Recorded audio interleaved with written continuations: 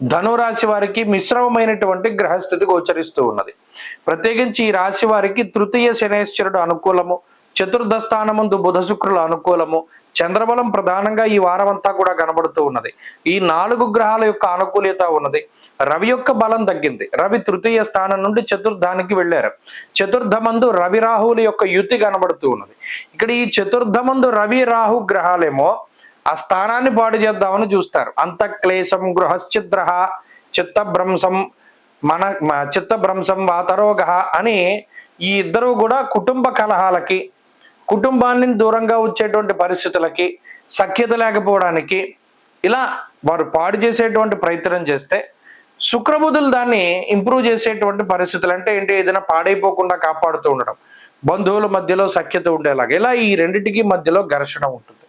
ఇది ఉద్యోగ స్థానము, తల్లికి సంబంధించినటువంటి స్థానము, విద్యాస్థానం అయి ఉండడం వల్ల ఆయా వాటి మీద ఈ గ్రహాల తాలూకు ప్రభావం పడి ఒత్తిడి ఎక్కువగా ఉంటుంది.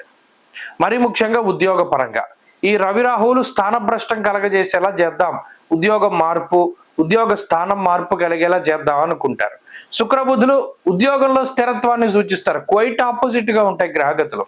అందువల్ల ఎలా ఉంటుందయ్యా అంటే ఒత్తిడి పెరుగుతూ ఉంటుంది. ఆ చేసేటువంటి ఉద్యోగంలో ఎక్కువ సమయం పని చేయవలసినటువంటి పరిస్థితులు వస్తాయి. అలాగే కొన్ని సందర్భాల్లో మాట పట్టింపులను కూడా ఈ గ్రహస్థితి సూచిస్తూ ఉన్నది.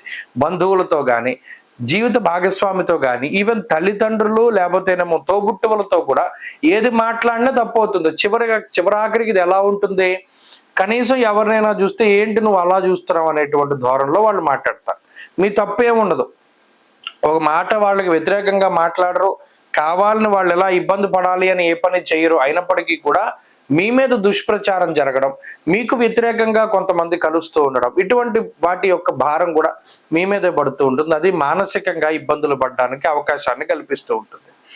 ఇక్కడ ఇంకో విషయం ఏంటి, సరైనటువంటి సపోర్ట్ ఉండదు.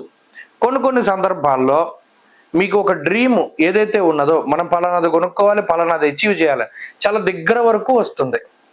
ఇల్లు కొనుక్కోవాలి, 1 లక్ష రూపాయల డిఫరెన్స్ వరకు వాళ్ళు వస్తారు.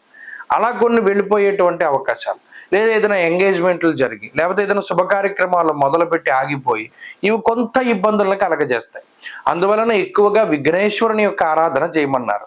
ప్రత్యేకించి ఈ గ్రహస్థితి నడుస్తూ ఉన్నప్పుడు వినాయకుడిని గనక గరికతోటి, ముఖ్యంగా బుధవారం నాడు కానీ, తదియ తిథి రోజు ఉన్నప్పుడు, లేదా చవితి తిథి రోజు ఉన్నప్పుడు గరికతోటి విఘ్నేశ్వరుని ఆరాధన చేయమన్నారు.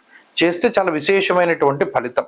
అలాగే ఈ రాశి వారి ఈ వారంలో మరిన్ని అనుకూలమైనటువంటి ఫలితాలు సాధించడానికి కూడా గణపతిని ప్రతిరోజు దర్శించండి. ఈ వారంలో కలిసి వచ్చేటువంటి రోజు శుక్రవారంగా చెప్పవచ్చును. అదృష్ట సంఖ్య 5, అదృష్ట వర్ణము తెలుపు.